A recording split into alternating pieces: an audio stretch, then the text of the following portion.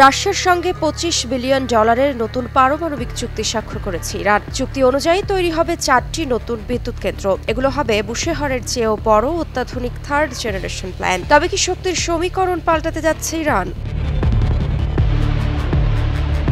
এই ঘোষণাটি এসেছে রাশিয়ার ওয়ার্ল্ড অ্যাটম উইক 2025-এর অ্যাটম এক্সপো প্রদর্শনীতে। সেখানে উপস্থিত ছিলেন ইরানের পারমাণবিক সংস্থার প্রধান মোহাম্মদ ইসলামি। সংস্থার মুখপাত্র বেহরুজ কামালভান্দি জানান, ইরান চাইছিল বুশেহরের চেয়েও বড় প্ল্যান্ট। এবার সেই স্বপ্ন বাস্তবে রূপ নিতে চলেছে।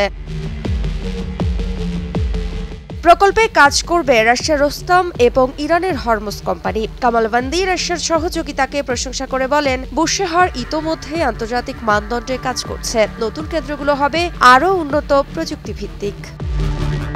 তাহলে প্রশ্ন উঠছে, 4টি নতুন পারমাণবিক বিদ্যুৎ কেন্দ্রের কৌশলগত গুরুত্ব কতটা?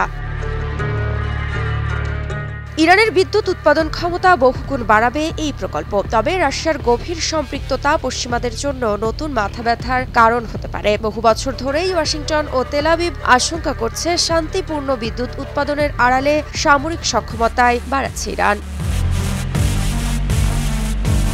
কিন্তু এখানেই শেষ নয়। প্রশ্ন হলো, পশ্চিমাদের প্রতিক্রিয়া কি হবে? যুক্তরাষ্ট্র ও ইউরোপ বহুদিন ধরেই ইরানের কর্মসূচিকে সন্দেহের চোখে দেখে আসছে।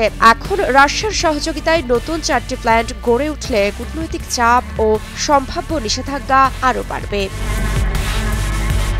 এই $25 বিলিয়ন পারমাণবিক চুক্তি শুধু বিদ্যুৎ উৎপাদনের জন্য নয়, এটি আঞ্চলিক শক্তির ভারসাম্যে বড় পরিবর্তনের সংকেত। ইরান বলছে উন্নয়ন, আর পশ্চিমারা বলছে হুমকি। মৃত্তিকা সিনহা বিশ্বাস, নিউজ 24।